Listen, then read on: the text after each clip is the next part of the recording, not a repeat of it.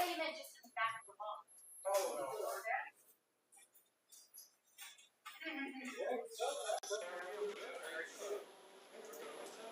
Yeah. Sort of. Sort of all the time. I just wash my hands, but I have water.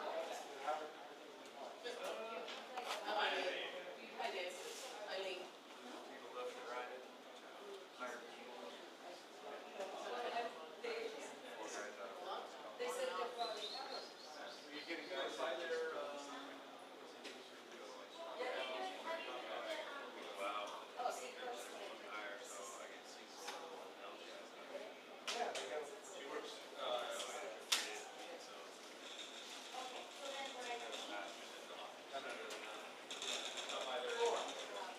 Yeah, it's good.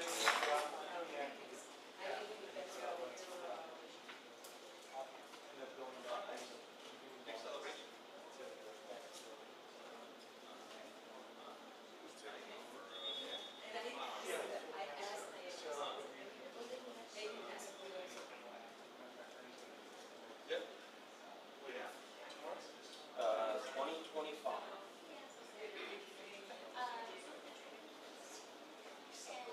December. So, which he's trying to do since it's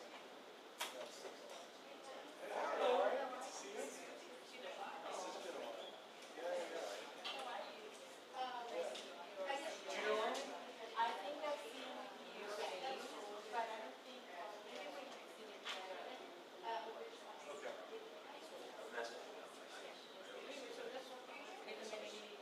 Well, community relations and then within that is and a couple of units. Okay, perfect. So we used to deal with Angie and her application. Yeah, She's still on a loading. Okay. So maybe we can So, you want to talk about the number. right.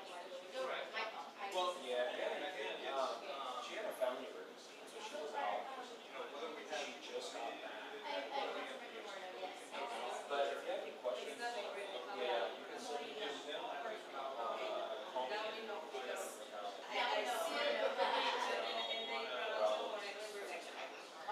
I always say, I gave it to the mayor, I didn't read it. I know. We have another, she's a Okay.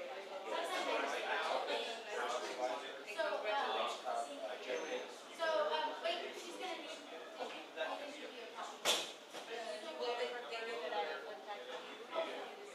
Yes, depending on what your need is, then I can delegate to the right person, yeah. You got the guy. Okay, great. The counter guy. Used to be me. Now, not anymore. And Henry was the guy. had a nice spot. And then when he wanted the captain, I was civil issues.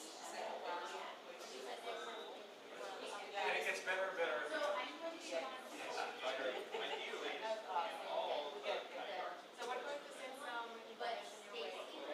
One of our parks and the new park that we nice I'm sorry. We were supposed to yesterday. That's still good. That's still good. Oh, okay. What happened with that one? It's What happened with that one? It's a challenge. Yeah, that's the one.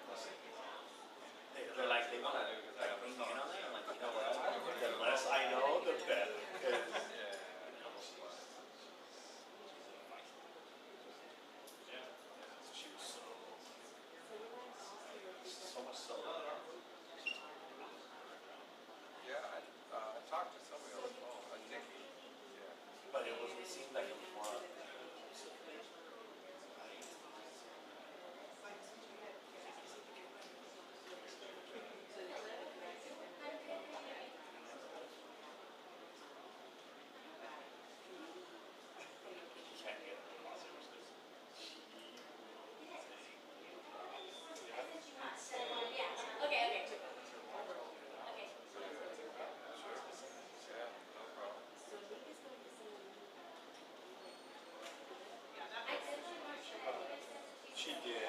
So I'll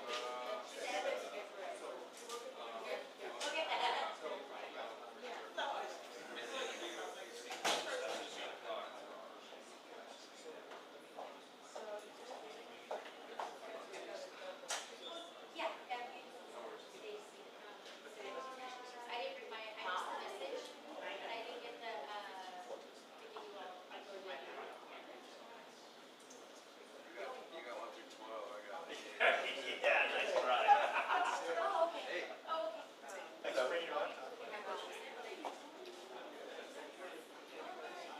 There's an HDMI cord. There's two. So this is HDMI one, the flat. Oh, wait, this one. This is not connected. This one is. This one. This is HDMI one.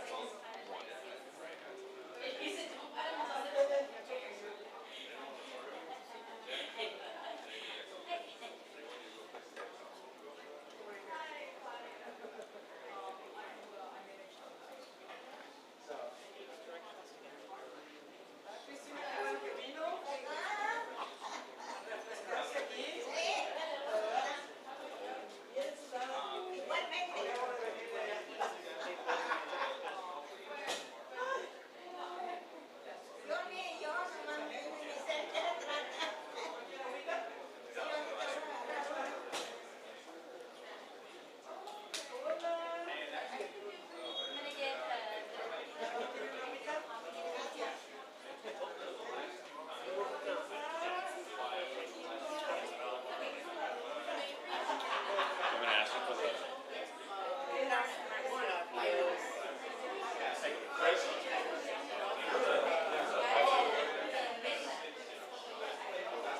Not a Wi-Fi. Oh.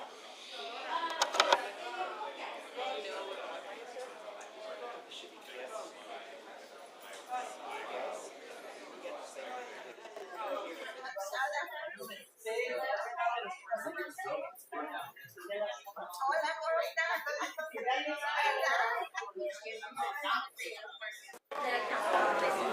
How are you? Do you live in a... Oh, where at? Oh, okay.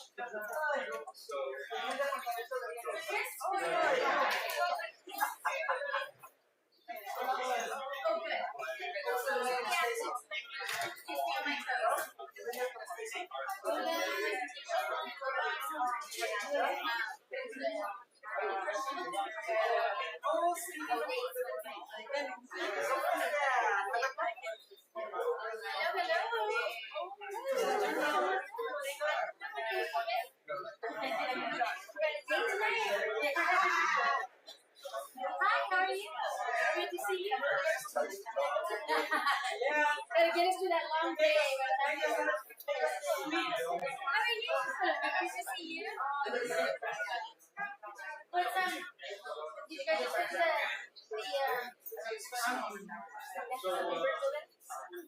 I'm going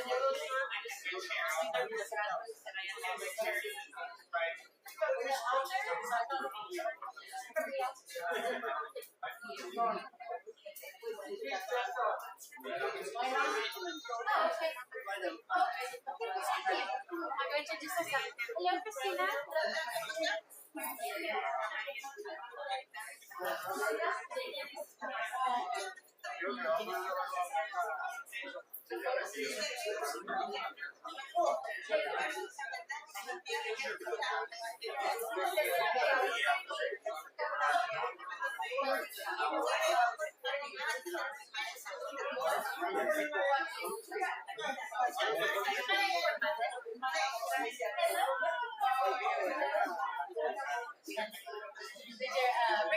Have you come down? Did he send you a message?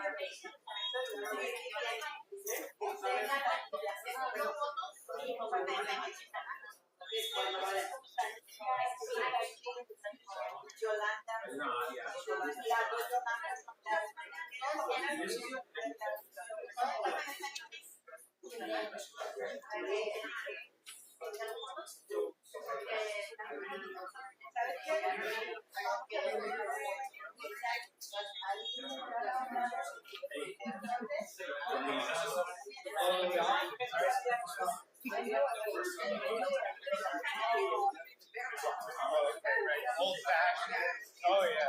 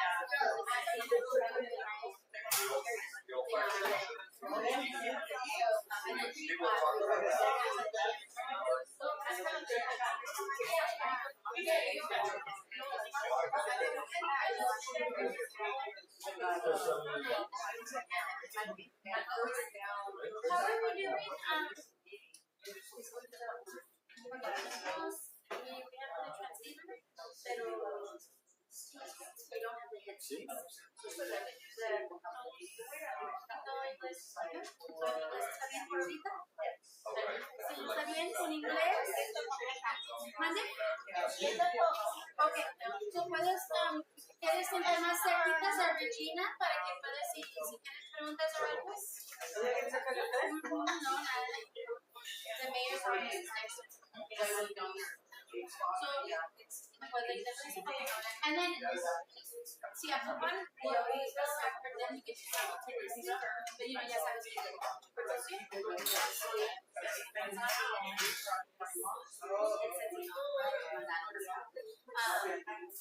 it in English, but then we get, I'll check it in and make sure you just let me know Spanish. Like Spanish speaking, or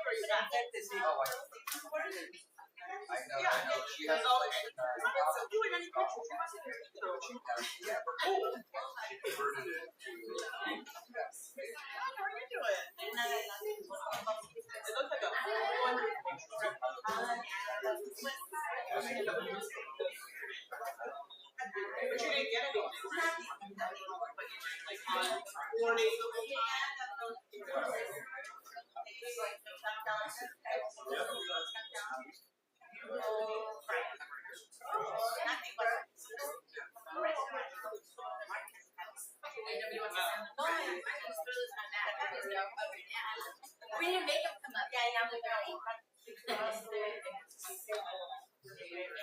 you good? You're all set up?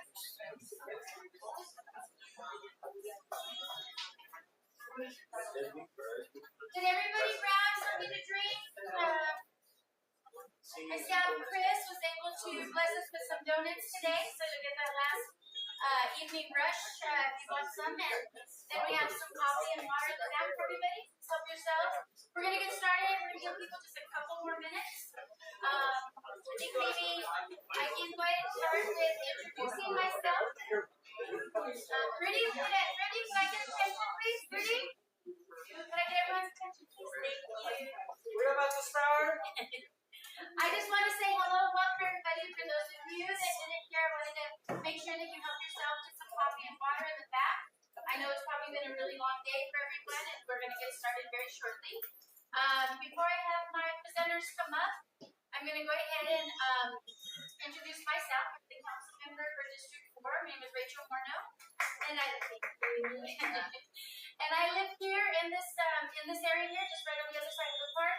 Been here for over 30 years, and my kids learned to swim here. You know, we did mommy and me classes here. My dogs love the park back here. I'm very engaged. I've worked in this community for over 20 years at that time, and I'm just really vested in helping make sure that we continue to help our city grow and help it thrive, and to continue to bring better resources to the areas where we live, and especially just get to know everybody.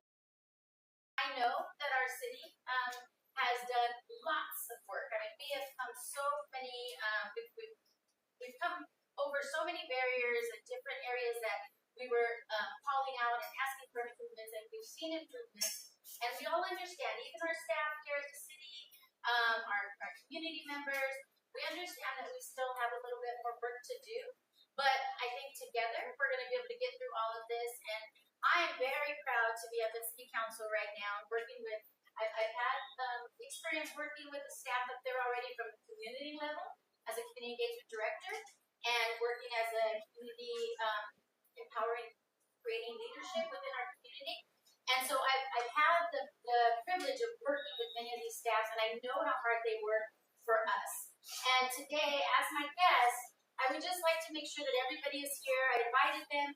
I want us to be respectful. I want us to understand. I want us to learn from everything, all the work that they're doing behind the scenes. Because even for me as a community member and learning now behind the scenes from all of these amazing people and all the different departments. There is so much work that goes in to make our cities safe, to make our cities walkable, to make sure that we're getting enough housing or the streets are cleaned and all those kind of things. And I know, even, that they get my call still, when I call and I do the act and I call about graffiti in my neighborhood or dog beat loose or fireworks, right? Whatever it might be, they still hear me as a community member too.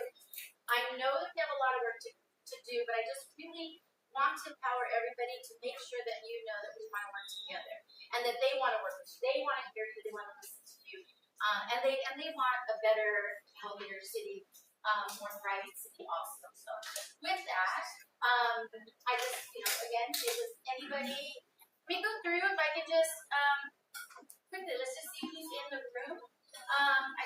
I see some new faces, and I'm excited to see new faces. And we can just start and your name and what area you live. You don't have to tell me exactly your address, but just like what I live in this area, just like you kind of get a feel of what's here. So, good afternoon. Thank you.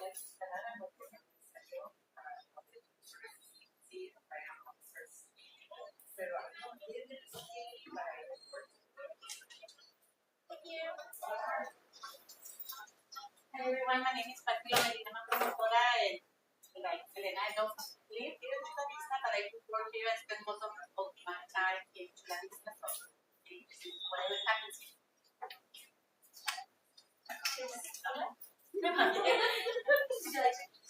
My name is Melissa. My name is Carla. I live on My name is Sandy. I live on Oxford, and the community has changed a lot. I've worked for 65 years since I've seen it. Thank you for being here. Hi, my name is Patricia. I'm here for next year. Brother is dead.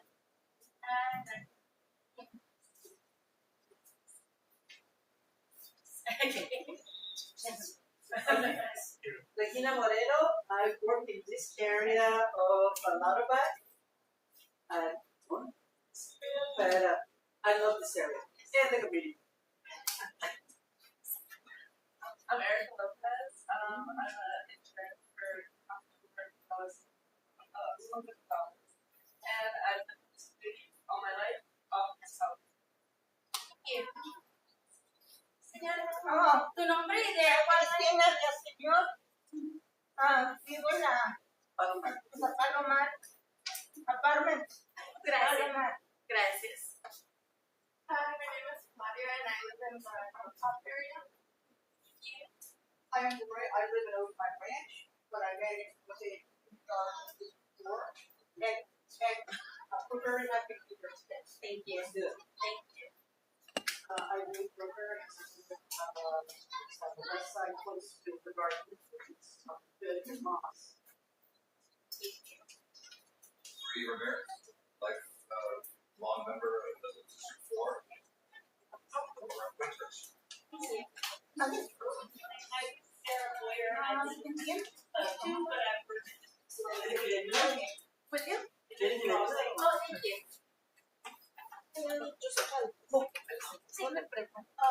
I'm Sarah Bland, and this is my husband James Bland. We've been together since 1990. Top for the fiscal district was 25 years prior. And I have a lot of questions about things. So thank you for being here. Hi, I'm Diana Gomez, and I've been a resident of this store for over 30 years now. This is my first time back since we got renewed, so it's amazing. I'm glad you guys are all here, seeing all of this also. Okay.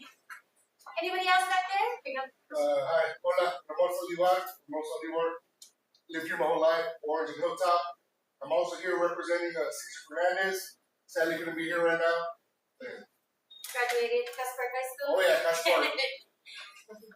And I will get to the staff. I think we're at that point now. Let me go ahead and welcome our staff for the presentation. So, Harborside Park, right? That is a super exciting area over there that has lots going on. And I know as a community member before moving into this position, this was something that was near and dear to our hearts, and we worked really hard with the community, and we worked with city council.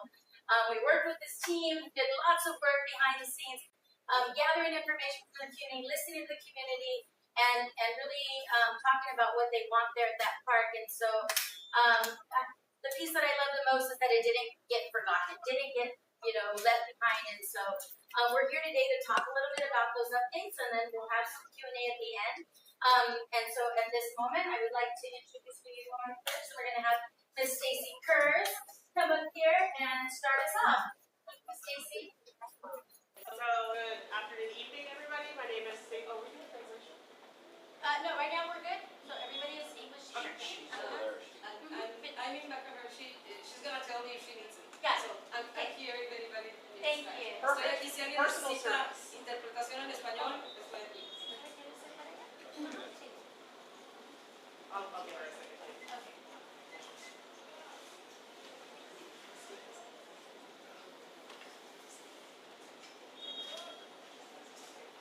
Great. Well, my name is Stacy Kurtz. I'm the Director of Housing and Homeless Services for the City of Chula Vista. Know many of you for a variety of different reasons, but also some new faces, so hope to get to know those that I don't know yet. So we're here tonight to give you a brief overview on how we got to today with Harborside Park.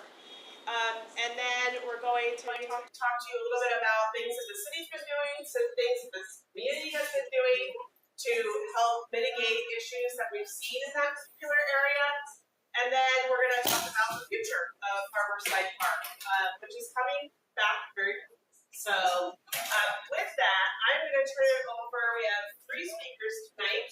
I'm going to come back up towards the end, but in the meantime, Lieutenant Ernesto Pinedo, who is over the community policing unit, is a sergeant, lieutenant there, and he also oversees our homeless outreach team. He's going to tell you a little bit more about Harborside Park, but real quickly, the homeless outreach team is a multi-department effort, including the housing department, police department, code enforcement, park rangers, public works. So a lot of people from the city are involved in our homeless outreach efforts. We're not going to get into that too much today, but you're going to hear some of those things that they're working on in the Harborside area specifically. And then Danny Schreck from our Public Works Department here to talk to you about all the exciting stuff that's happening in Harborside Park right now. And then, like I said, we'll wrap up with just some closing remarks and questions from the audience. So with that, start with Lieutenant Pinedo. Thank you, Stacy. Good afternoon, everyone. My name's Lieutenant Ernesto Pinedo, and I'm here to talk about some information, a little history, and other information about Harborside Park. As you can see on the screen here, there's a little historical perspective of when we started to take steps to close it. But one of the things that you'll see here, there were 2 other big incidents that occurred, which when we closed the park, it was like a phased closing. We started with the bathrooms. The reason why we started with the bathrooms is that we have 2 incidents, which one of our officers was exposed to fentanyl, that they contacted somebody in that bathroom. And the second incident was a young boy whose older brother was practicing in the park, who found a dirty needle and ended up pricking himself.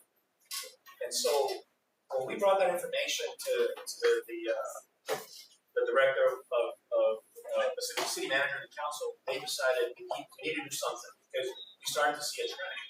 And so we started by shutting down the bathroom. That was the first thing we did at Harborside Park. And as you can see, the timeline so I'm going to explain the chart right now. The blue blotches that you see, those are the parks throughout our city. And when you start to see the redness, those are the parks with the higher calls for service. And as you can see, the one with the arrow and the yellow, that was Harborside Park. And you can see Harborside Park was leading all the parks in our city in calls for service. So on that chart on the right, you'll see the number of those calls for service. And then you started to see a downward trend. One of the things that happened was COVID, and so we were kind of allowing them to do because the word was that we shouldn't disturb the homeless. We need to keep them where they're at because they didn't want them to spread COVID throughout the city. But it was kind of quite the opposite. You know, it seemed to us because the hot team, the homeless outreach team, we never took a day off. We went out day in, day out during COVID, and we were speaking to them. And very few homeless individuals were affected by COVID. It was interesting. I think we had more staff at the police department that got COVID than the homeless did. Myself, I can knock on wood, tested about 27 times, never got COVID. And I work with the homeless directly every day. So obviously you saw the concert service, they started the trend downward, but still, those are very high calls for service for us. And then we started to take additional steps to hopefully mitigate the problem. When we ended up closing the restrooms, we eventually we had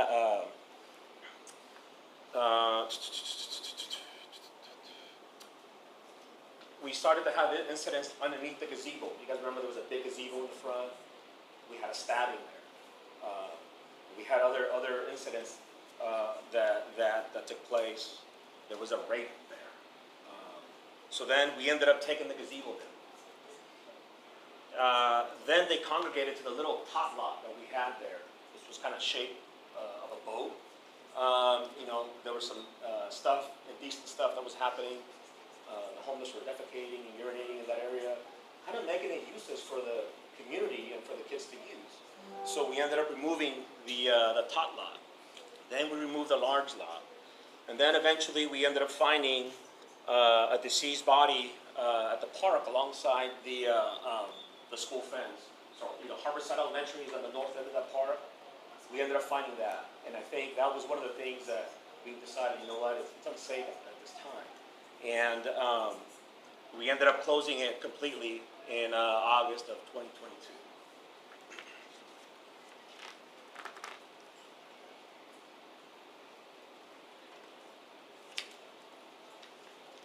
So, and this decision, again, it wasn't just made overnight.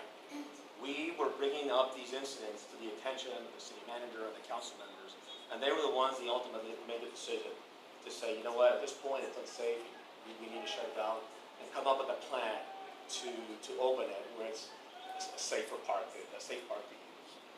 So some of the community action that we took, you know, and in June of 2022, we held a safety forum along with the Chula Vista Elementary School District. July 2022, we had another community meeting, and the whole purpose of this was to get their input, what they wanted to see, because we were getting pushback. The community didn't want to close, some people wanted to close, others didn't. So we had to really think and listen to the community to see what they wanted to see with that park. Some of the actions that City Council took, as you can see there, we constantly were briefing them on the safety of the park. We started to appropriate some funds because once we closed the park, you guys remember that Industrial Boulevard became a big nuisance. At one point, we had over 73 encampments on Industrial Boulevard from Palomar to Naples. Yeah, and that was absolutely unacceptable. And our city manager was very proactive and saying, we need to address this. And we did. One of the things that we did is we added 2 additional bodies to the homeless outreach team, which allowed us the opportunity to go out there and be more active in offering outreach. And we also were able to clean more often. And we started to do that. Well, got a bird or? Okay. And so the council and all the people in charge they wanted to deal with this issue. So as you can see, they added the bodies to assist us, and we went cleaning and we cleaned industrial. The other thing we did is you notice they erected a wrought iron fence. We moved the fence and we put it along the sidewalk, not allowing the homeless to set up their tents in that little dirt lot, that dirt space that was in between the sidewalk and the MTS line. Yes. And this was all because of the discussion that we were having, how we can mitigate the area, how we can make it, you know, where it's not too closed off for the community, but it's still nice enough for people to walk through.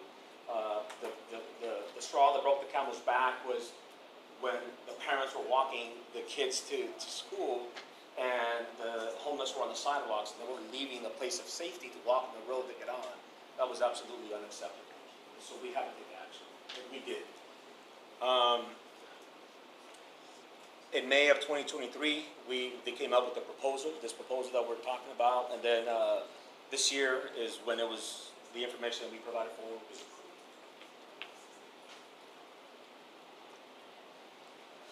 And when we talked about, when we added additional bodies to the team, we were able to increase our outreach, increase our patrol, and increase our cleanups. Not only do we have our public works that assist us in cleaning up, the city also funds Alpha Project and the McAllister Institute, which they help us in going around the entire city and cleaning up for us. So we have the ability to say if there's like a mattress on the side of the road that we need to get cleaned up, we're able to just call the cleaning crew and say, hey, I need you to pick up that mattress because Public Works may not be available because they're working on a larger project. So we have all that available to us. And I mentioned earlier, we were able to erect the fencing on Industrial Boulevard, which helped mitigate some of those issues. I know I get this a lot. It's like, yeah, well, you moved them from there to another location. I'm going to show you a map in a little bit, and that's where the challenge lies for us, because we're dealing with a couple of different entities. Well, we're dealing with the City of Chula Vista, we're dealing with Caltrans property, and then we're dealing with MTS property. That's where the challenge lies for us. And I'll explain that here a little bit more detail a little bit. Some of the community efforts that we did, we started to engage the community a lot more, and we were able to convince a lot of mobile home, Brentwood Mobile Home Park, and others to establish a neighborhood watch because we were receiving a lot of calls for service from them in regards to the homeless. And so Sarah Camacho, who works out of my office in community relations, she is the one that's very proactive, and she is the one that goes out and engages the community and says, hey, if you're interested in neighborhood watch, we'll come out and help you and organize it. Because we need the community to be the eyes and ears for us. We know we can't do it alone. The police cannot do it alone. So we need that community that calls for service, and we need that. And then also the fencing went up. So along Harborside Park, one of the issues that we were having with the businesses is there was a lot of theft-related calls for service because the homeless that were at Harborside Park were running over to Walmart, Costco, and all the other retail stores there and committing theft. And we all know that with Prop 47, right, it criminalized a lot of crimes. Well, they knew, and the homeless got smart because they started to go in there. Okay, I'm not going to steal over $1,000 of their stuff, but I'm going to steal 500, and they're not going to do anything to me. And they were right. I had the loss prevention from Target told me one day, I saw the same guy come in here 5 times, and I estimated that he stole about $500 because it's a misdemeanor that's not even bookable at this point in time. That's what they're doing. And so one of the things that we eliminated by closing the park is that the calls for service related to theft, they decreased because the homeless are no longer there. And then also MTS, they also erected a fence, and so for whatever reason, whenever they put up a fence, that was like a kryptonite for the homeless because they went away from that area. They didn't want to be near a fence. The other thing that we did is we created a stakeholder task force. We reached out to all the businesses in the area, Walmart, Target, Costco. There's another gentleman that owns a jiu-jitsu gym, I believe. He's part of the task force. We want the input from the business owners in the community. We want them to be a part of it. So we're just underway with this task force, and you know what? If you're interested in being a part of it, we would gladly have you join us and take your input for this for the future moving forward.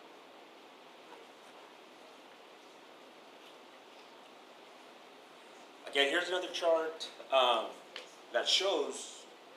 Earlier, you saw the high volume of calls for service, and Harborside was the leader.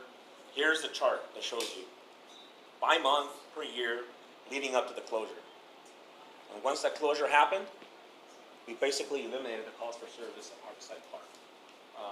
Now, obviously, it's because it was closed, but nonetheless, it was not impacting the community that is living there. Because the community that lives there are the ones that were coming up to me and or not calling us and letting us know about the issues that they were having.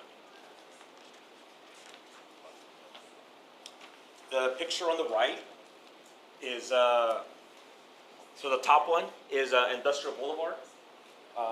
Remember I mentioned this is the same road that had 73 encampments at one point. And that's how it's been, and that's how it's been maintained. Because of us being more proactive and the fence that has been installed. And then below is another fencing that MTS installed that helped them eliminate and mitigate the issue with the homeless. So I mentioned earlier that one of the challenges that we have is, especially myself, I get a call I-5 and Palomar. If you've been there lately, you'll see that there's encampments on the on-ramp and off-ramps. And it's challenging because that area, so it's basically right here. In yellow, you'll see it. All that area, it's actually Caltrans jurisdiction. That's their area of responsibility. This highlighted, this dotted line, it's over here on this side. And this is Oxford here. This is the little road that leads out to Palomar. And so as you can see, this area, when we were having homeless here, that's MTS responsibility.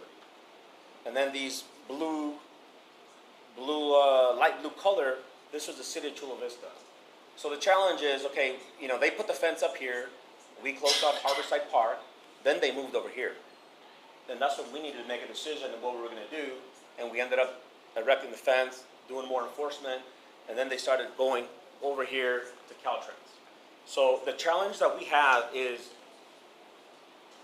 we don't really work together to solve this issue because we have different rules that we have to follow. Caltrans has certain ordinance, certain rules and regulations that they have to follow. We have our own. We are working on a grant together that if we're successful in receiving funds, we will be able to work together by way of a memorandum of agreement. So we're going to be able to go out as a team, Caltrans, MTS, and Chula Vista, and go out and clean these areas, which will be more impactful. Because right now it's like playing whack-a-mole, right? We go out, we do our thing in our city, we push them off to MTS, they go out and clean, they push them off to Caltrans, and that's what's going on. And we want to eliminate that. We want to work together in unison to be able to clean that area once and for all. People always reach out to me and say, I don't know, who do I call about any tents on the freeway and whatnot? Here's their number. Their number right here, you can do it. That link will take you, it'll automatically take you to a link where you can submit a complaint right there, or you can also give them a call. And I encourage you to do it, and do it often, because they take a lot longer than we do to clean an area. My unit receives complaints through a number of ways: the internet, by phone. C-Click Fix is a huge app for us. And we immediately, the minute we receive a complaint, we hand it off to an officer. And when you submit a complaint to C-Click Fix, I'm not sure if you're aware, but it'll stay open until the officer closes it. And they have to put some notes in there saying what happened with the problem. And so my officers have been instructed, clearly, you need to close out with the disposition. And Captain was clean, it's Caltrans jurisdiction, followed it, sent it to Caltrans. They have to include something in there, and when they close it, if you're the one that submitted a complaint, you should get an email saying, hey, this complaint has been closed. So that way you can go and verify that in fact it was handled. Does that make sense? Because I didn't know that when I first learned about C-Click Fix, and we weren't closing them. Then I had to designate one of my officers for 2 weeks. Your only job is to close these out. And we need to put a disposition of what we did. But now we're caught up, and on a daily basis, complaints come in. I hand them out to my officers, and They may not go out that instant or that day, but they'll get it by the end of the week for sure. So if you don't have this number, I suggest you write it down and call them. Can you say it out loud? Yeah, absolutely. So the number to call to report a complaint on Caltrans property is area code 619-688-6699.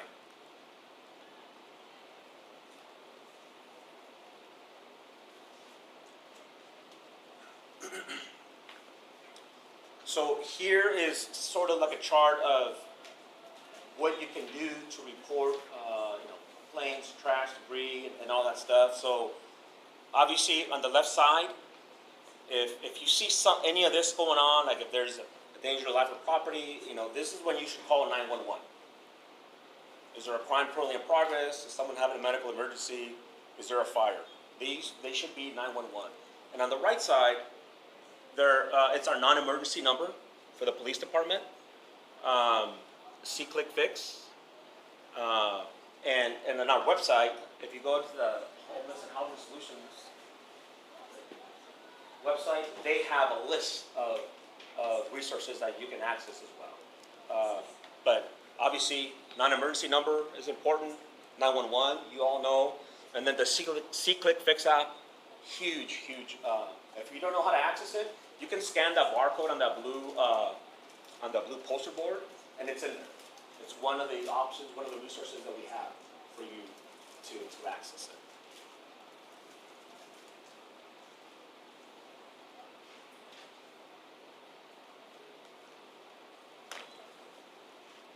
And I believe that was the last slide that I have for you.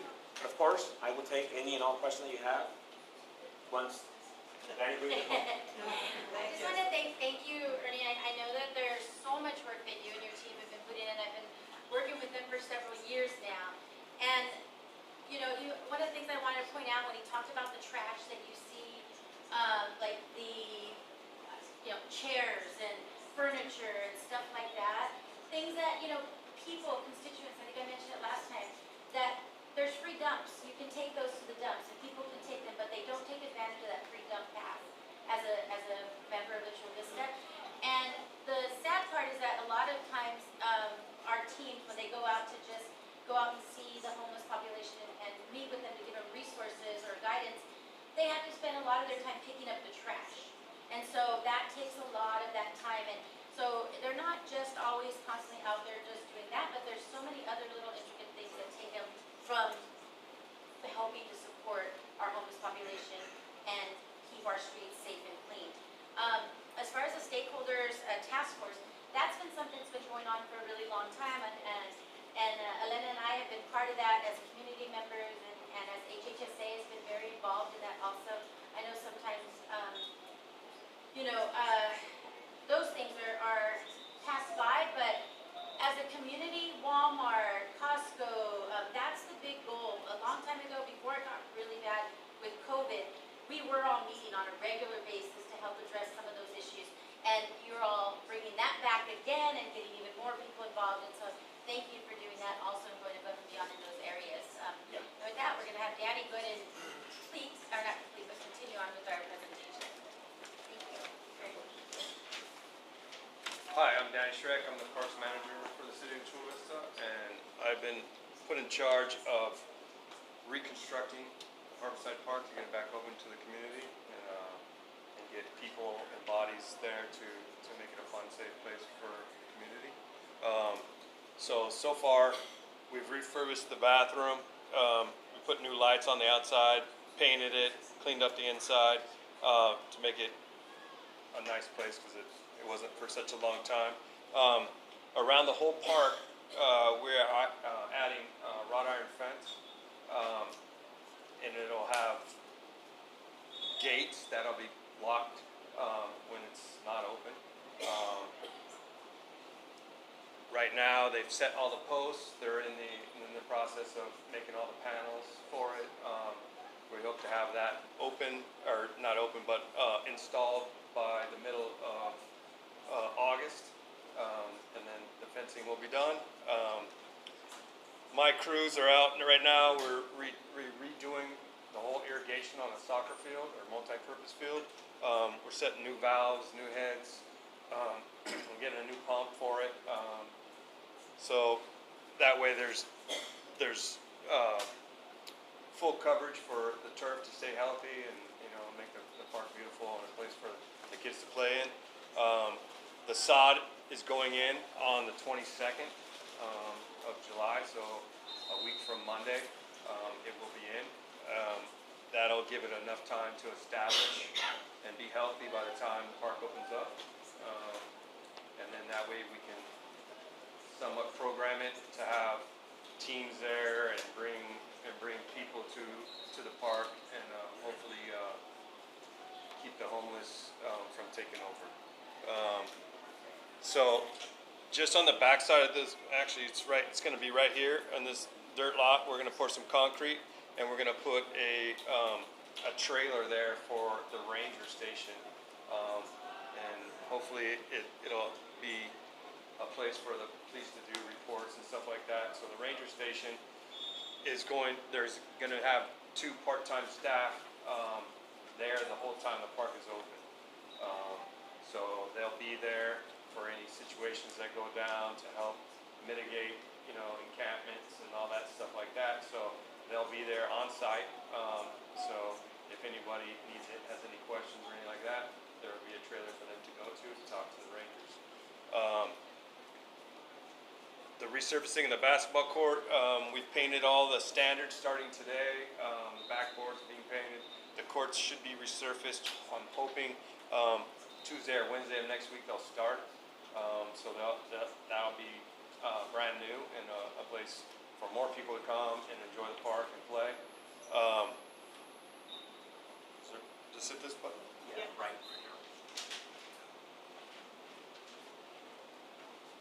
So as you can see,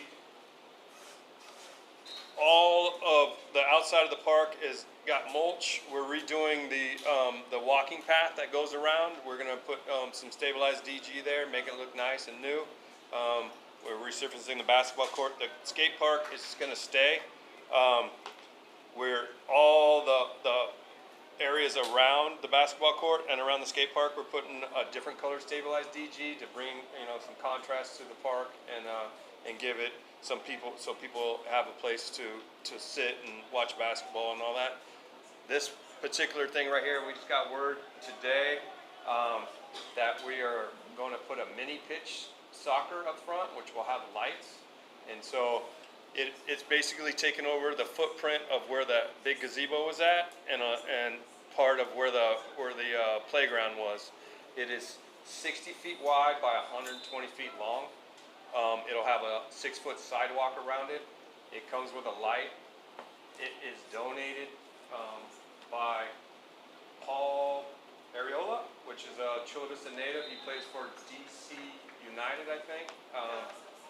Dallas FC, yeah, Dallas FC. He's a local, and he is fronting the money along with Target in conjunction with U.S. Soccer. So we're working with them. It's going to get approved by City Council hopefully in the next week or so. But we've already started to hit our timelines and trying to get the park open to the public as soon as possible. We demoed the concrete and we're forming up, and we're going to have a company come in and pour the pad for us, and that construction of the actual court is done by U.S. Soccer, so there'll be a company that comes in and plays it. It's not indoor and it's not outdoor, so it's a conjunction of both. So it has an acrylic floor in it. It actually has walls to keep the balls in, but there is an out of bounds line, so it's almost like futsal if you guys are familiar with soccer. So it's going to be like that. It's going to be up front. We're hoping that brings a lot of interest to the park and a lot of visitors to the park, and basically between the futsal or mini pitch soccer, the multi-purpose field, and the basketball courts, we're hoping that it goes back to the community and belongs to the community again. It makes it a good place for you guys to recreate. Danny, I just want to mention that Lauterbach. Lauterbach Park was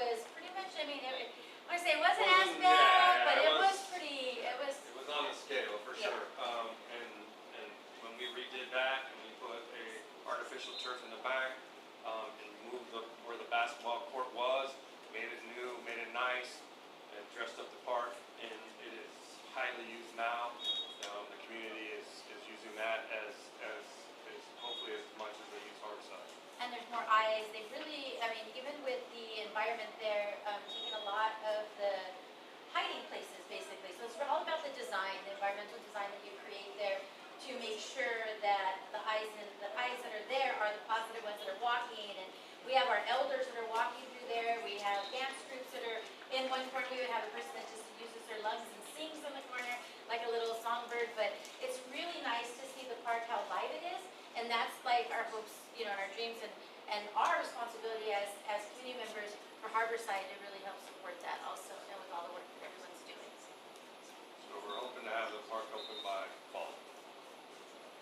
Good question. Will there be natural shaded areas in the park? As of right now, that's the plan. But moving forward, when the futsal or the mini pitch gets in, we're going to look to have some kind of shade structure there for that. Is there a dog area? There's no dog park. Not in this one, not in this one. So before we go off this slide, I just wanted to point out one really quick thing. It's really hard to see, but there's a dotted red line that previously was right here. And so as this was presented to council when they approved the phase 1 reopening and the funds towards that, it was anticipated that this front half of the park wouldn't even be open at the beginning. So this mini pitch and adding this feature up into the front of the park is something that's now going to reopen the entire park to the community, which wasn't initially anticipated through that generous donation that will be going to council and hopefully accepted next week. So that's exciting because that's not something that we anticipated being able to happen. This does not prevent anything from happening up there in the future.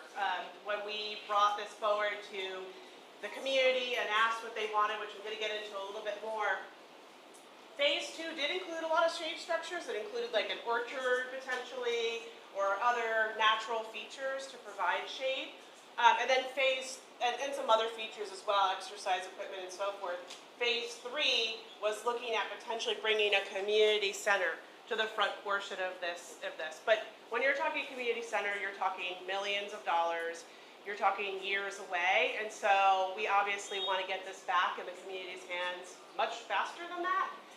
And so this really will be a phased approach. This mini pitch that's going to be going to council can be moved. It's a pretty easy setup and take down, so it could be moved in the future and reused somewhere else. So it will not go to waste, is the point of that. So with that, I'm just going to quickly fly through.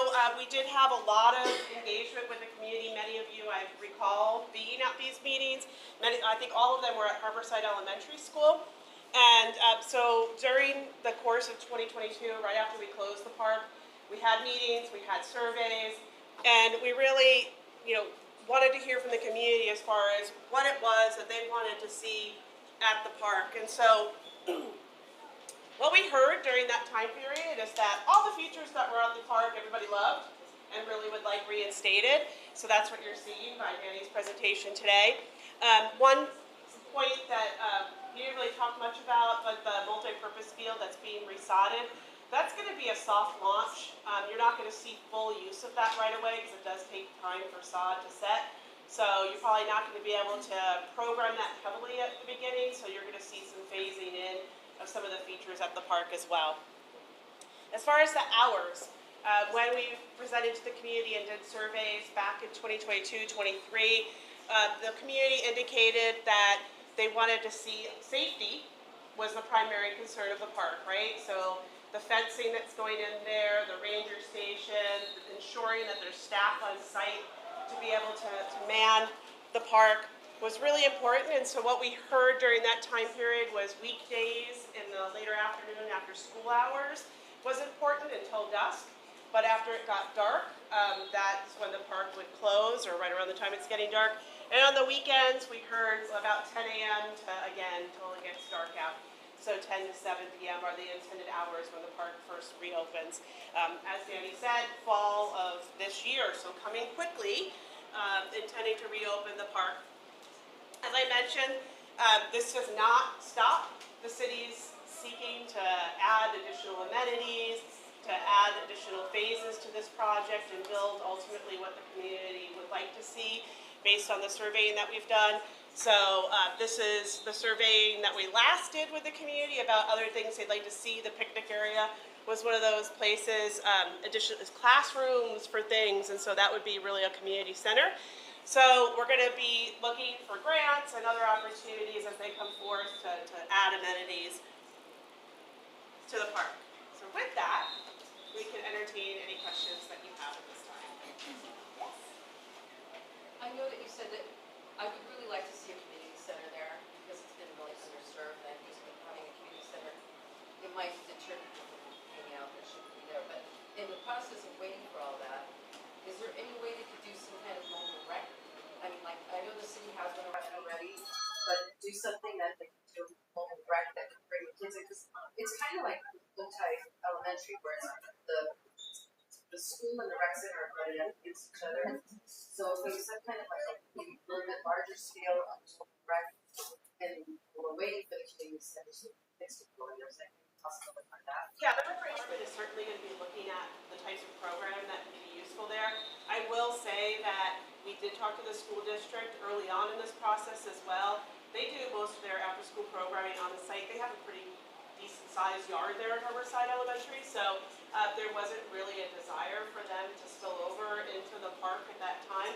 That may change once it's reopened, and we're certainly going to continue our discussions with the elementary school. They're part of that task force that we were talking about. They just couldn't be here this evening, but she reached out to me and is anxious to see what the plan is. So we'll continue those conversations. To the back. So I just want to appreciate these young men, these young boys here that have been to be asking questions about Riverside Park. And the things that they asked for during public comments, during these events, is that they wanted to make sure they have birthday parties there and to be able to have this kind of gathering. I don't see any picnic tables on your guys' floor plan, and I know they've been asking, and we as families have been asking since it started in 2022. What is, did you guys demo the old picnic tables? Did you bring them back? What is your answer to that? Yeah, so that was really part of phase 2, is instituting some picnic areas, some shade, as we talked about, for gatherings and being able to rent facilities out. That's not something that we're doing at this particular moment. We really want to get the park activated, and once it's reactivated, then we start looking at some of those additional amenities that would enable those types of gatherings to occur more frequently. So that's the problem with Waterback Park, is that wasn't planned, and now parents have to bring their own tables and chairs to be able to have a birthday party underneath the pine tree, because that was part of the same that was planned. So I'm just like concerned that that guys did listen to part of us as a community, we didn't listen 100%, and that again is going to happen where they'll have to be, they're going to truck in their things, but again, it would have been nice to have that part of plan and have a place to have it. We'll certainly keep that in mind as we're, like I said, the next phases. Those are things that are being planned, but I hear you. Do you have a timeline for the next phase? No, we do not. I mean, like the mini pitch soccer is really kind of phase 2 already, right? We weren't really anticipating that beyond the phase 1 stuff we were going to be able to get to that. I'm going to put that back up. I think that's probably the best graphic to talk to. Like I said, we were only anticipating phase 1 to be from here over. So we're already kind of dipping into phase 2 a little bit, but it's because of donations. So as we're able to get funding, grants, donations, and those are the types of things that will be added. So, what's going to be the policy with regard to law enforcement? So, for example, if somebody wants to go and camp, will they not allow? I'm making sure the camp, say at the tent, camp is allowed. I'm not sure. So what will that mean? Will the policy now change on some of the petty crime that was abundant, ubiquitous for years on the park without being addressed, right? Is it different now in terms of policy law enforcement? So Lieutenant Theo obviously has been addressed a lot of that. But just quickly, the park will only be open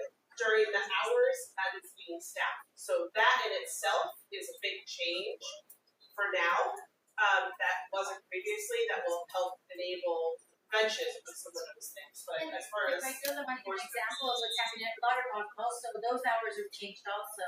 So the gate is actually closed, and the rangers go through and they make sure that everybody leaves the park, and that they leave at the point in time that the park closes, and then there's no camping or sleeping over, and it is reportable. And I want to point out that is standard across the state. I live across Fort Park out east, and once time is up, everybody has to get out.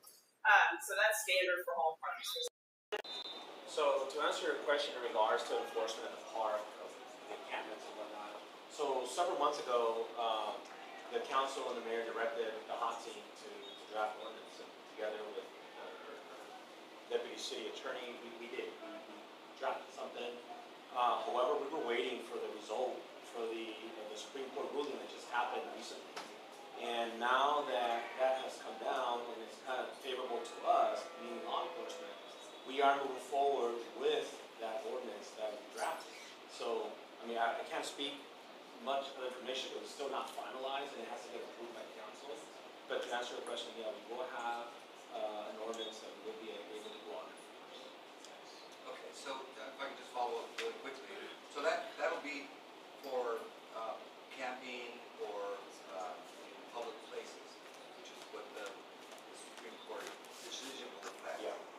But the enforcement of everyday violations, open drug use, I mean, we all were familiar with what was going on in that park for years and years and years. It was never addressed. Is that changed? So regardless of whatever happens, you know. I mean, I wouldn't say that it was never enforced because I mentioned earlier 2 incidents in which my officers got exposed to fentanyl. Yeah. The officers were there on a call for service about a guy using drugs in the bathroom. So that's the reason why they went there and they were exposed to that. So we as law enforcement, we go out, obviously, I wish we could have someone there all the time, but we just can't. So, we're driven by calls for service. We are driven by proactivity of the officers, the time permits, allowing that to happen. One of the positive things that has happened with the department is we're getting very close to being fully staffed.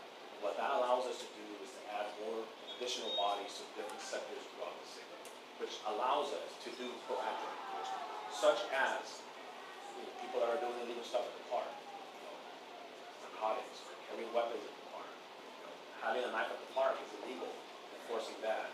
So before, years ago, a couple years ago, we were very short-staffed.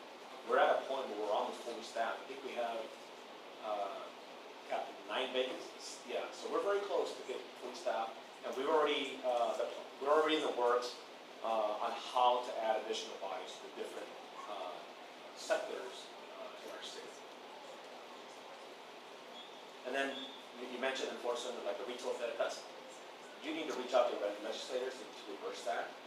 That's something that really is not only affecting Chula Vista, but it's affecting everyone within us.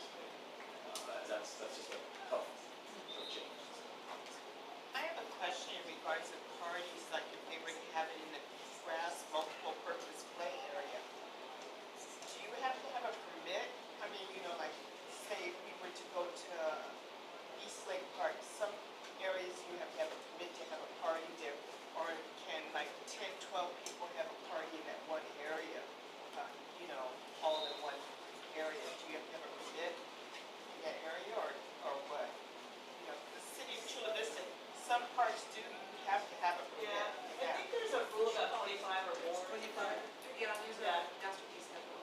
Yeah, so if there's a gathering of 25 or more, whether it's using a sports field or any type of field, then you are supposed to get a permit. And so it would be enforced then? Yeah, I mean, I think at this point in time, we're not anticipating having any rentals at Harborside when it initially opens. It's going to be pretty heavily programmed from a standpoint of like mobile rec being there or other activities in order to really get the community reactivated in that area. And then really the rental side of things is going to come in later phases. And I just wanted to, because some people might not have heard, but she was asking about the policy and rentals. So if you need to rent, if there's going to be space at the park where you can just come with your family and have parties, and there are rules and regulations. It is all written, like I think per park, and kind of if you want to reserve certain specific areas, there's on the Park and Rec website. And so, I just wanted to make sure that they heard it back over there, because they didn't hear There's your still question. two concrete pads on top of that are still in that where the tables were, so, I mean, there is a place in the near future when we all have that thing, go to phase two, that is gonna get reactivated. So there will be some space in the near future, so that the pads are still there, right? The cement is still there. And I hear what you're saying about, but there's not an actual table and you have to take your stuff out there, you know, and all those kind of things.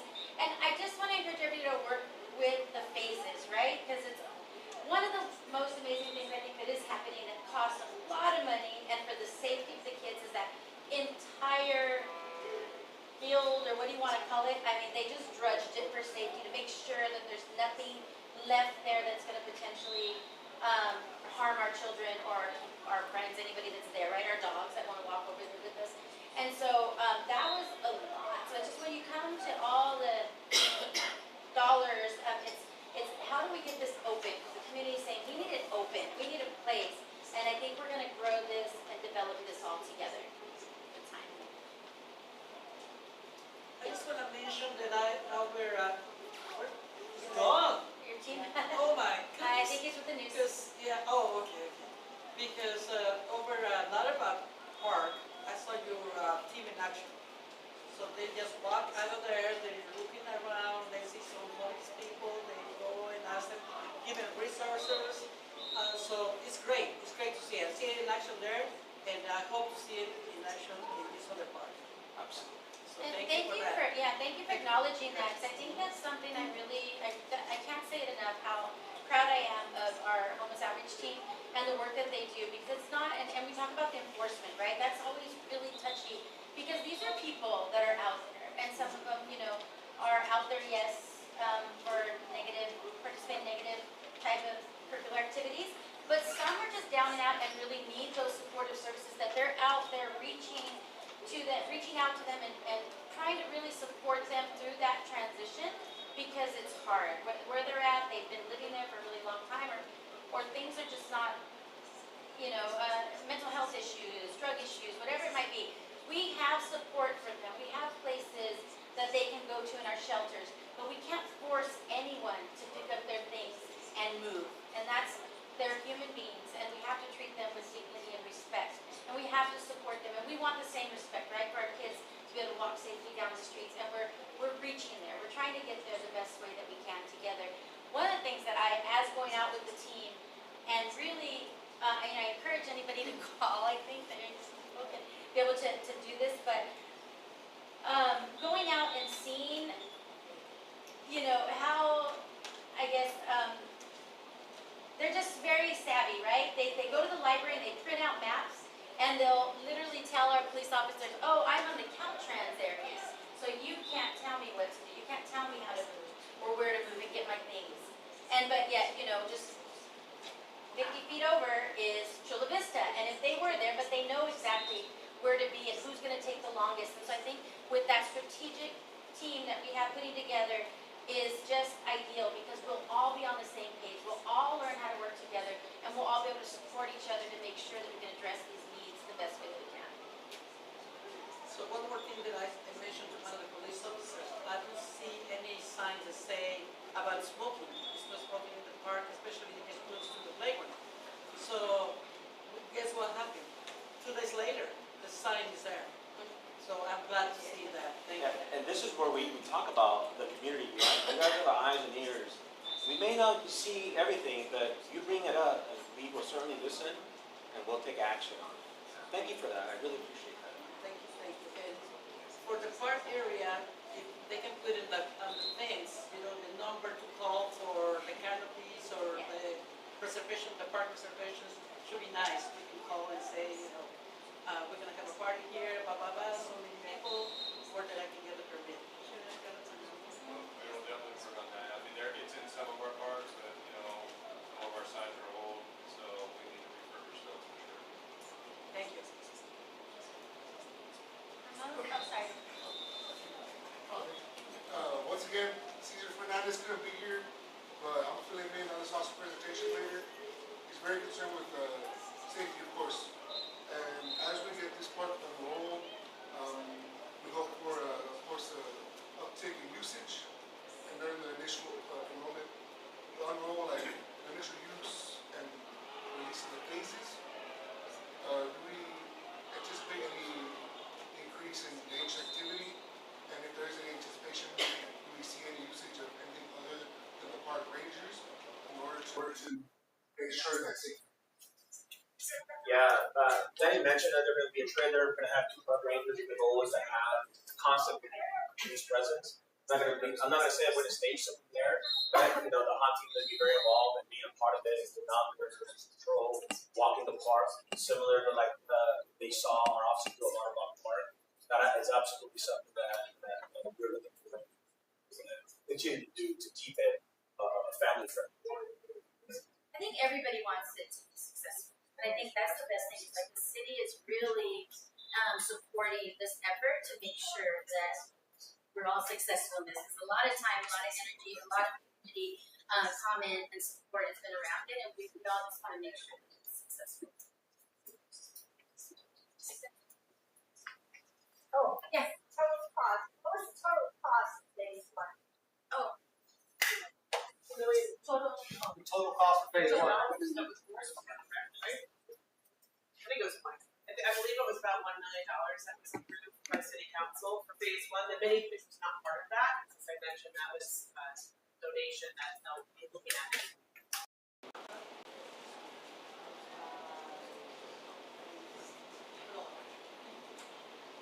She will get you the exact number and what funding source is being used for it. It's one of 2. I know that. I didn't end up taking the final item. I took the initial item to council, but it didn't get approved at that time. The city's doing a lot of work to keep the costs down, so we get more bang for our buck. We have another question. I have one last thing to say. I want to say thank you to Christopher for listening to me yesterday in regards when I made a phone call in regards of industrial and getting onto the I-5 North. Yesterday, the homeless were really inundated there. This morning when I went, there was no one, and it looks so much better. My concern was, we have a daughter that works mid shift, and anytime she made the exit or whatever, my concern was if she was to hit one of the homeless coming off the freeway or going onto the freeway.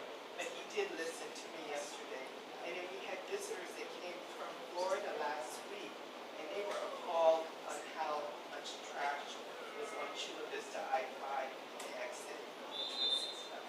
So I do think, I mean, it looks so much cleaner this morning when I got onto the freeway. Yeah, and I'll be honest, And I didn't realize how the map, when you showed it in detail.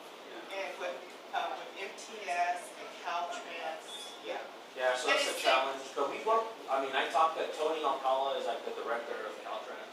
And we talk It about would be nice if they had a representative here from Caltrans. And that's part of the strategic plan that and today actually Christopher was out with Assembly Member Juan Vargas's office.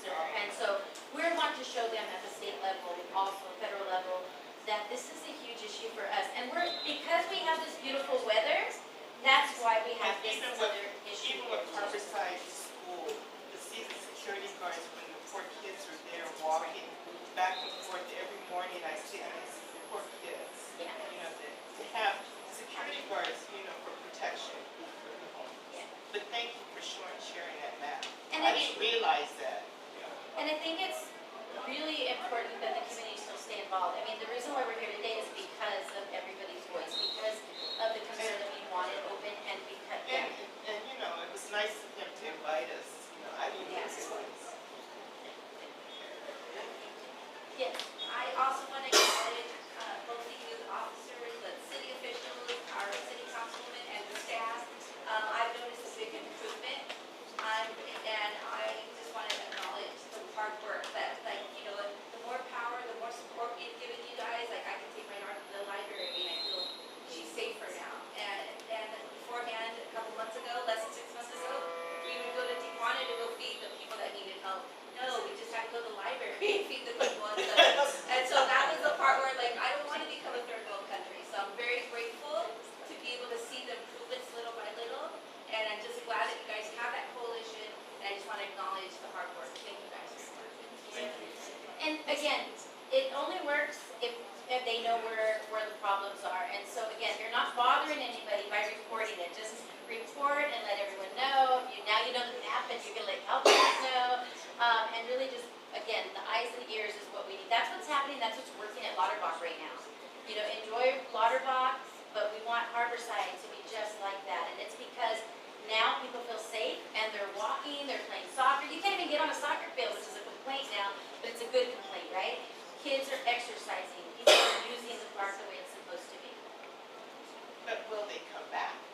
They haven't at Lauterbach. So the more people that are there and using it, it just doesn't make, it's not a place they want to hang out when there's people that are there on their tables in their area. Kids are playing soccer and people are singing, you know. It's just, it's not where they want to be around all that. They want to be somewhere where it's Well, like us, we've included. been in our house for like 25 years.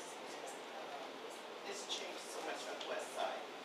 I mean, from the streets, from the trash, and like I explained to you, we have trash picked every 2 months. And it didn't used to be like that. It's changed. And then to answer your question, I mentioned the ordinance earlier, so our goal is to hopefully approve that ordinance, or not say council approve it, simultaneously open the park, so that they have the ability to experience. And we do use the app.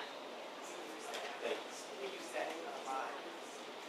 Don't be ashamed. That is the best way to do it because it gets tracked as the city and notifies you. Yeah, we use that a lot for cars that have been parked there for like a month. And there's a whole slew of issues that you can report on the city. Graffiti, potholes, homelessness, abandoned vehicles. Question right there. Oh, did it help when, a couple of years back, when they started building some of those modular homes down here off of, So what is those that, Main Street? those are still there, and I did visit them. And I got to talk to them, people that are there living and getting their, things in order so that they can move on to other places. And so they are working. The people that are there, it's a beautiful community that's there. It's very clean. They own it. They really take care of it. They eat there. They congregate together, but they learn. They have lots of workshops, things like that for them. It's not full though. So there's still people outside that don't want to take advantage of that yet. And that's what they do every single day when they go out and encounter people, is constantly let them know that these resources are there for them. They just have to be ready to take that step. And that's the problem. And I think something of note that we need to recognize is not only do we have the shelter, but we have a lot of other programs that we help in. There are some individuals that we help that never set foot in the shelter, but we reunited them with family because we have the ability to buy them a plane ticket or a bus ticket to reunite them as a family. We work with other providers because if they're already working with another case manager in another part of the county, we'll connect them with them because that tells us that they're part of either North County or East County, and that's how the vetting process. That's how we go on it to see what the best fit for them is. Because the shelter is not the best fit for everyone. Some people have substance abuse issues, some people have mental issues, so we have to address those before we get into the issue. We have a number of programs available to us to assist the individuals experiencing this. Yes.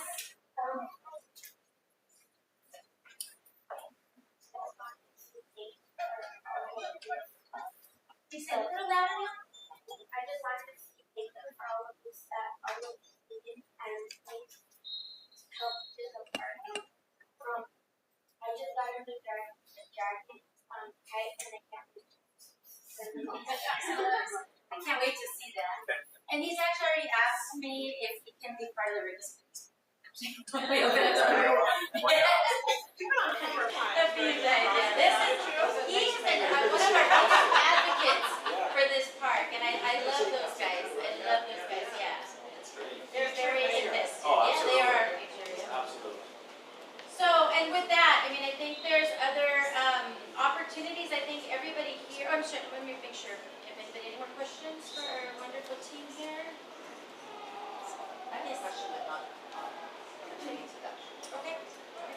Oh, okay. I know that you were saying that we're trying to keep the community safe and everything, but I have noticed my street has become a drag racing street. And I did try to contact your office. I didn't get a response, but I called you. I sent a message maybe about, I think it was in May or June, where the car crashed into the cinder blocks on the corner of Oxford and Hilltop. And that is not the first time it's happened, but from on Oxford Street, it's getting really bad. Cars are racing all the time. The kids, when they're walking home from school, they can't, they run across the street. I'm cringing when I'm looking out my window. The kids are out on break. There's a couple of kids new to the neighborhood that are riding their bikes, and I don't think they realize how bad the traffic is. And there's no stop sign. I remember a few years back I asked to see if there was a stop sign or some speed bumps, and they said no because the fire department was on Oxford. Well, it's not on Oxford anymore. And from, I would say, Montserrat all the way to Hilltop, there's no stop. And if you ever drive down that street, the hill goes down. So if somebody's walking down there, you're not going to see it until you hit them. If you're coming up, you're not going to see it until you hit them either. And that's my concern. And it's not just my street. I've noticed that it's getting a lot worse. And that's my concern. I mean, don't get me wrong. I'm not here just for that, but because this really interests me since I worked in recreation for a long time. I just want to make sure that we're going to get something there. But this is really bothering me because it's crazy. And a lot of people don't report the accidents on that street on Jocelyn. They just kind of pack up and go. I don't know if they don't have insurance, but there's always accidents on that corner. And that's one of my concerns. I just hate to see a kid get hit on that street, or even seniors. With that street, there's a lot of seniors and stuff. And so, and if they try to walk across, somebody's gonna get hurt. Yeah, and Chris, were you wanting to hear information? I know we're already talking with our development team that actually it's our traffic. Yeah. Yeah. So, hey, you know what? Speeding not only is an issue in that street, but it's throughout the city. No, And so it's something that we can certainly. I was not aware of the speeding in that area, but we have, like, we can send our traffic division to go on and do some enforcement. We'll do a speed trailer to see what's going on. But certainly, I'll give you my business card, and send me the information.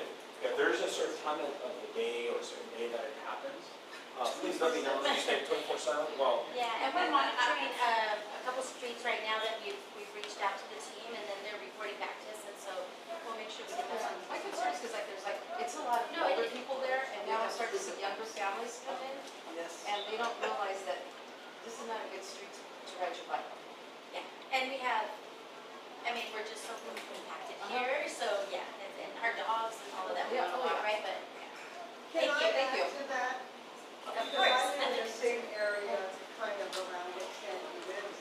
And on that same street, when I go to church, when I go Montserrat and left, coming down that hill, you don't know how many times I almost been hit by someone, and they assume they don't stop at that stop sign, or even going the other way, going east. I guess they look to see if a car is there or not, and they just zoom through it. And I'm always thinking, God, please take this place out, make their Don't be surprised if they show up. And I'll give you an example. So the traffic officers throughout the county, they do once a month. They go to a different city. They do it's called Motor Day. So they converge. The last time they did it in Chula Vista, they were here for 4 hours, and in 4 hours, 20 of them broke 280 tickets. So that tells you how bad the problem is throughout the city. People are driving fast. People are distracted. All those things. And so yeah, they do go out and do it and bring these events to the city. But I will certainly bring it up to my traffic division to have their officers be out there to hopefully mitigate the issue.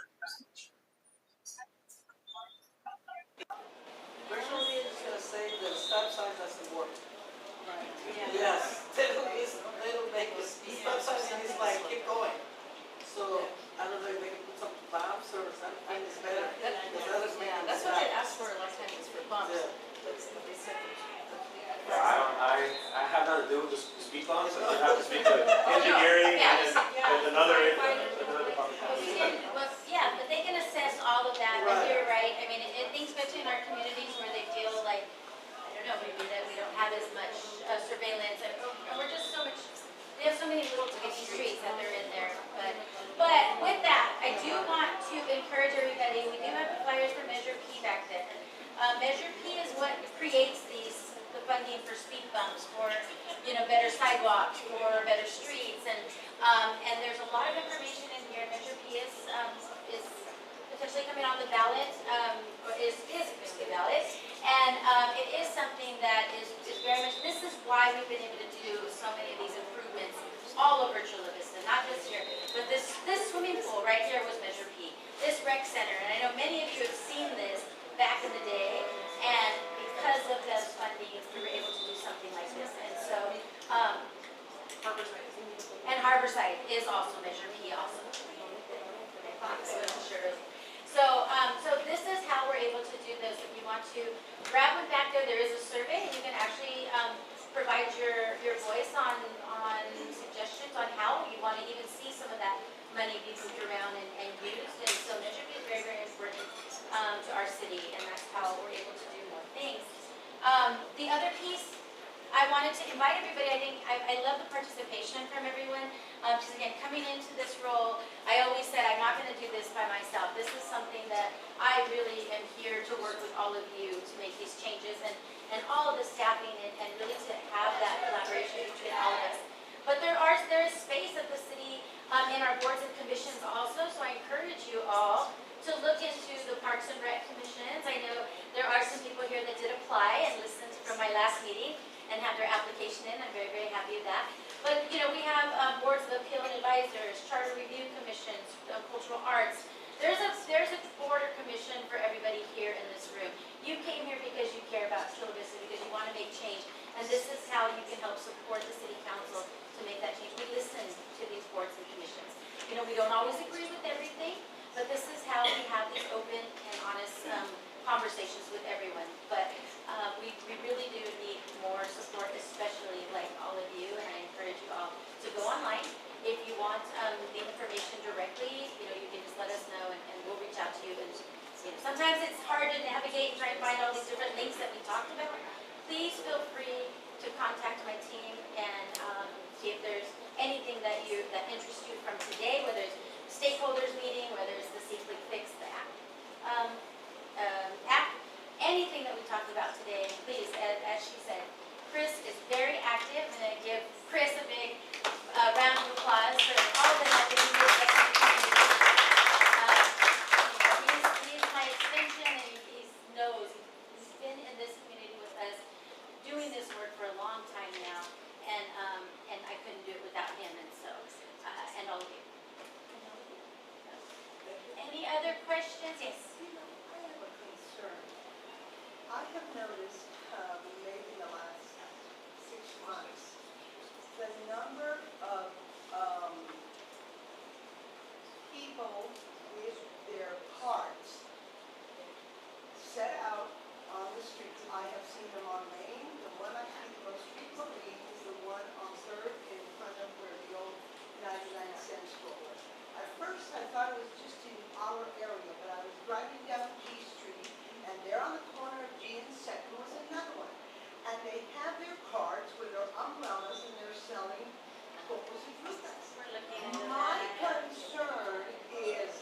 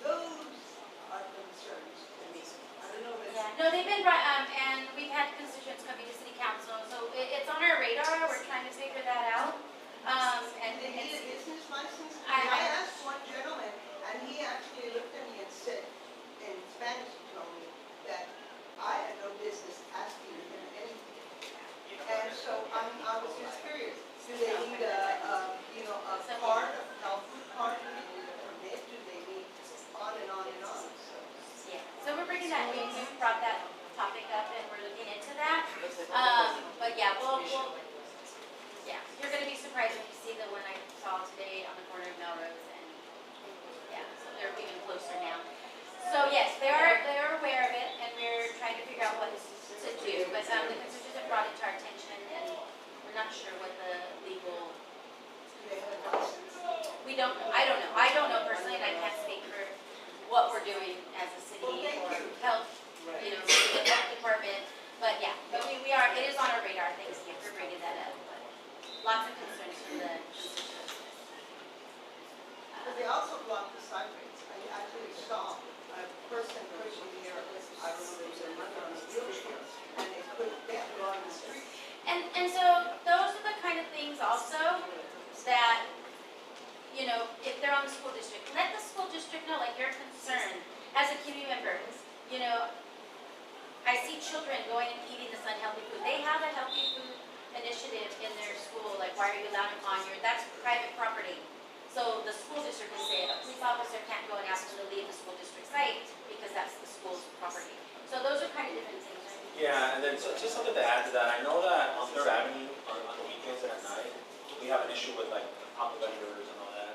And code enforcement goes out, police goes along because it's actually a code enforcement issue.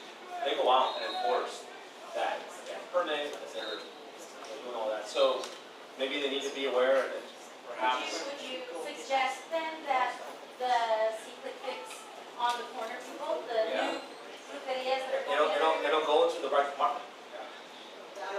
So report it. They're coming to city council reporting it, but yeah, that's a. Because they're not even from there, they're from Vista, they're from Escondido.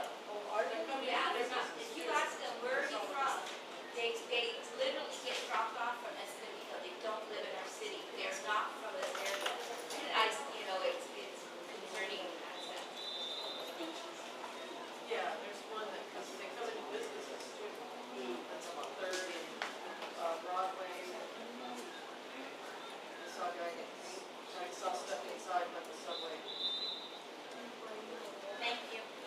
They're all over. They're all over. They're moving more and more. That's the dish. Like, oh yeah. They're unloading the trucks, right? So yes. So we have one more quick presentation for everybody, and then we'll let you all out. Thank you. Changing things up just a little bit, I'm Dave Jdata from the city's sustainability office. We manage the trash and recycling programs. The big thing that we manage, program that we manage is our contract with Republic Services. It was mentioned earlier that as residents, you have the ability to get 2 free landfill passes per year. So if you have any trash that you need, lots of trash that you need to take to the landfill, you can get those landfill passes from Republic Services office.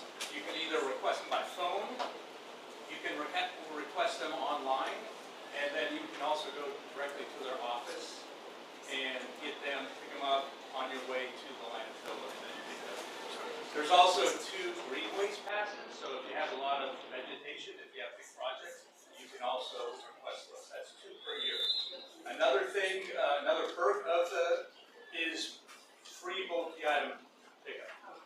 So if you have old barbecues, hot water heaters, televisions, couches, mattresses, those all, you call Republic Services prior to your service date, at least 24 hours in advance, and they will, and then you place them out at the curb, they will come and pick them up. A lot of things disappear during the night. But that is also, and that's, you have 10 per service day and up to, I think it's 60 items in a 90-day period. So it's a lot of people don't take advantage of that, and it's just something that they have that in place so that materials don't end up on the sidewalks or in the streets. Yes. Use paint where can we dispose or take it to special place. Where do you pick up the trash? Well, use paint. Oh, okay. That is another perk. so the city has a household hazardous waste facility. It's at our Public Works on 1800 Maxwell Road. It's on the way up to the landfill. It's open on Wednesdays and Saturdays from 9 to 1. And so materials that are accepted there by Chula Vista, National City, Imperial Beach, and unincorporated county residents is paints, oils, greases, and cleaners, chemicals, fertilizers, pesticides, electronics, fluorescent lights, batteries, and small, like microwaves, very small.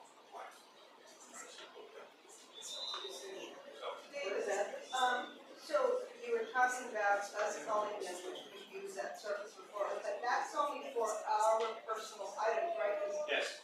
there was an incident where a neighbor down the street left some items out there, they were out there for like a month, okay, nobody picked them up. So I actually called Republic and they told me that they could not pick them up because I guess that was the homeowner. Yeah.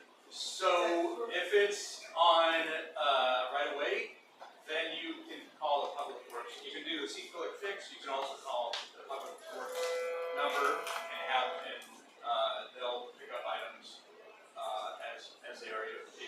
But not Republic. But not Republic. So Republic, if it's out, if you call them as a resident, you call them and then set that time up. If you're a multi-family resident, then work with your property management, and they will, because those complexes have like a one-time a month where Republic will come and pick up those items. We have flyer over there? You have what? We have flyer? Not for, so everything's on our website. Yeah, we have this, but this is food waste. For the household hazardous waste, we do have flyers back there. But yeah, everything's on our website. I can give you my information. You can call our number and ask questions. You can email us, and then it's also on our website that you can access all that information. Another part of what we do, and it's really big now, and that's, I'm sure you're all aware of it, is food waste collection. Right? So it's a state law. It's also a city municipal code. The state says we need to divert organics away from the landfill. What happens when you bury organics in the landfill? It creates methane. Methane is a greenhouse gas that is 80 times more powerful than CO2. That's what greenhouse gases are measured. So that's why we have the food waste collection program. Single-family residents, they can now add food waste, meat, dairy as well, to their yard waste, their green farm. Multifamilies are considered commercial, so they have to separate it. So all multifamily complexes have a green bin, a separate green bin, where the food waste will go in there. And because you're commercial, then you can use a clear plastic bag. So we have different information back there. We have food waste caddies that, as a Chula Vista resident, you're able to take home today. And if I run out, we have, we give them away at our office too, as well as the Public Services office. What is the phone number? It's for. To call for them, people to come over and pick up the stuff? Oh, that's Republic Services, 421-9400. That's 619. It's on most of your cards. Should be. But yeah, that's their call center. And the call center is in a separate state. But they have a specific receivers for the calls that know the Chula Vista and all the purposes. Yes? So in apartment complexes, I live in an apartment complex on the Moss, and we have one, but nobody uses it. Nobody's been using it. I'm the only one, and the gardeners. Right. So that's, so to this day, recycling was introduced back in the 90s. And we still have challenges with people recycling. So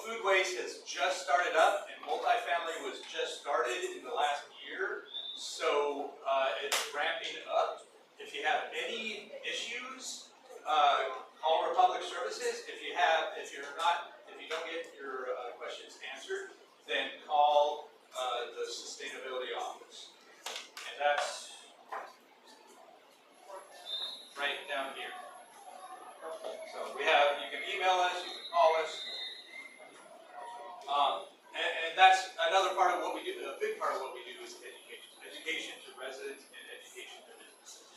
You might see us out tipping, flipping, looking in your trash, recycle, and green waste bins, because we're just looking, the state requires us to do that. We're giving food tags, that is just education. So we're saying, oops, you missed this, or this is not accepted in here, this is accepted in here. So that's what that's. And they're doing a wonderful job educating out in the community. I know you're revving up on that also, because you're right.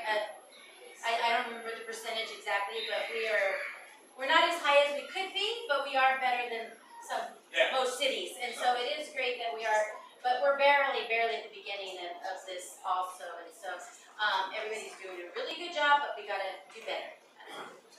And we're here to help. We're here to educate, because we understand that it is challenging. I just wanted to say, I did see a video that you guys put together with a couple in their kitchen and the gentleman explaining how to put this perhaps into the bin or container. I thought that was wonderful. The only thing I thought, well, could it maybe be also in Spanish? I mean, Yes. Yes. So we try and put everything in Spanish as well as English.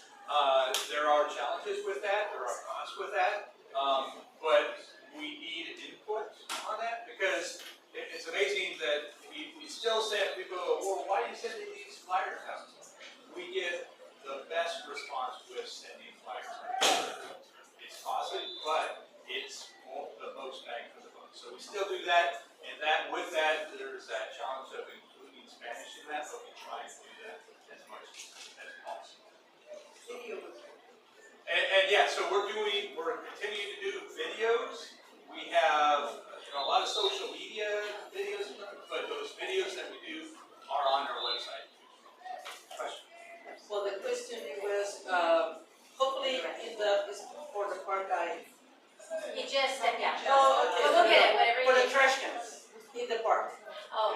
If they can have it like that, organic, trash, paper. Quick answer, yes. Thank you. So funny, I said we gotta start wrapping up soon. The lights are going to be a timer.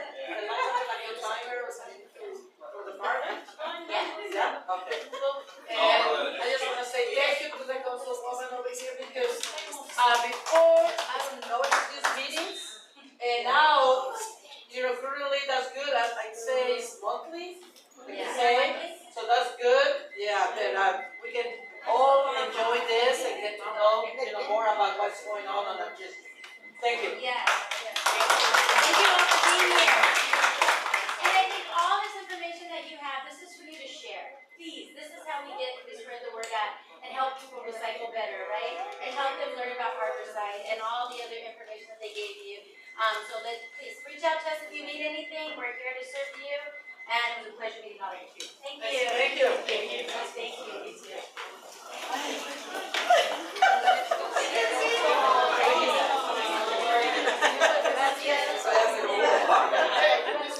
I love the question. So does the city have to recycle? No. Yeah. It's hypocrisy. It's like you pointed out. Right. So thank you for saying that.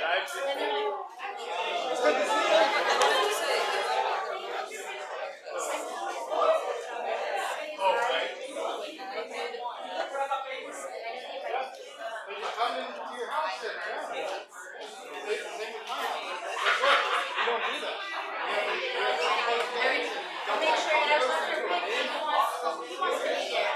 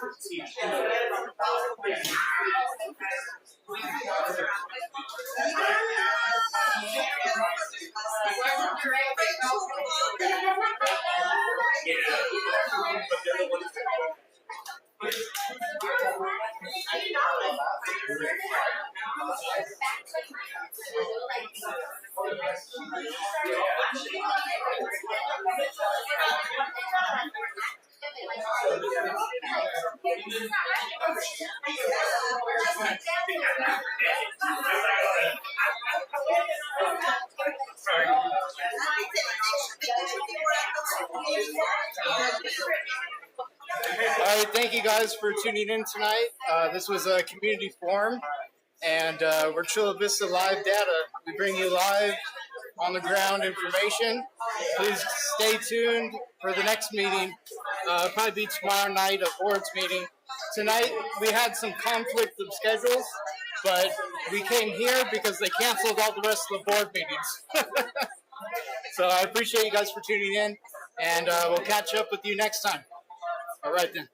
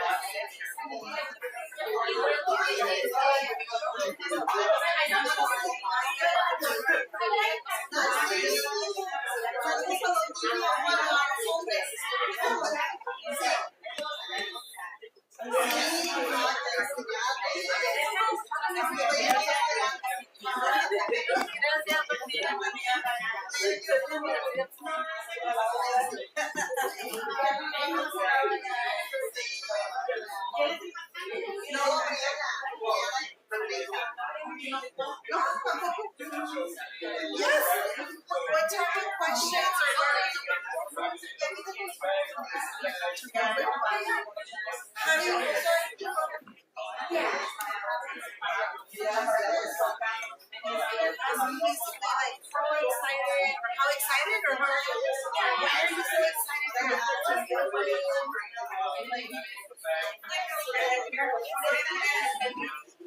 Me? Am I gonna speak?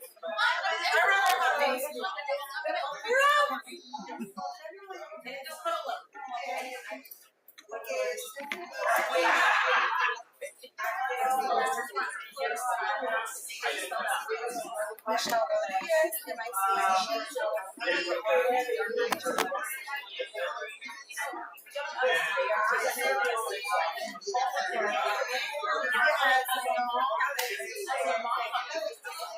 Finally excited. Finally, we drive by the park and we see, construction starting, cleaning up starting. So we're counting the days every time we drive by and we see a new post coming up. We're like, oh my God, it's closer, it's getting closer. And we're really excited.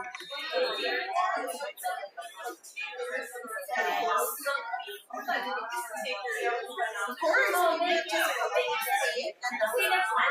to go to a big ball of white kite, like he just mentioned today. He's excited about flying his dinosaurs, his dragon kite there. I mean, I know it's not until October college when it's going to be open, but it's windy then, so it's